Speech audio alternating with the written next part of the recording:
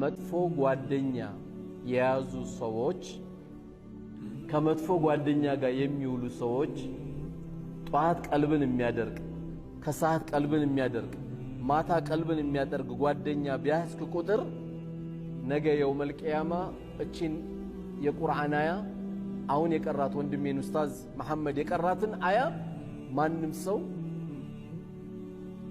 ትካዜ ውስጥ ሐዘን ውስጥ ይገባል። ምን ይላል? ያ ወይለታ ለይተኒ ወይኔ ምኞቴ ይላል።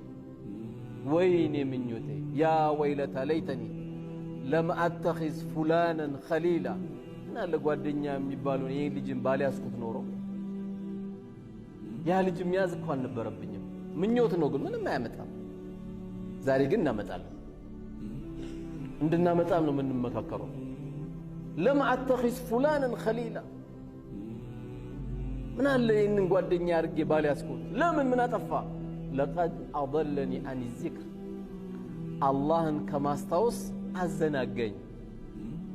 ሐያ ዐለ ሰላህ ሲባል ወደ መስጊድ አያመጣው ይዞት ነው የሚሄድ። ሐያ ዐለል ፈላህ ሲባል ወደ አላስፈላጊ ቦታ ነው የሚወስደው። ሐያ ዐለ ሰላህ ሲባል ቆይ በኋላ እንሰግዳለን ይባባላሉ።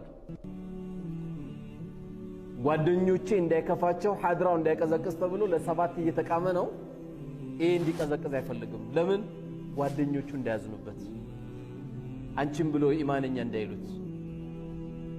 እየሰማ ግን ያለው የአላህን ጥሪ ነው።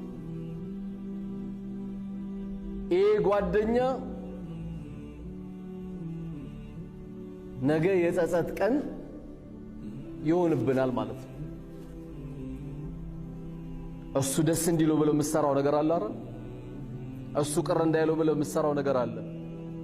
ሙእሚን ደግሞ አላህ ይከፋብኛል አይከፋብኝም፣ አላህ ይቆጣብኛል አይቆጣብኝም፣ አላህ ያዝንብኛል አያዝንብኝም ብሎ እንጂ የሚጨነቀው ጓደኛ አይደለም።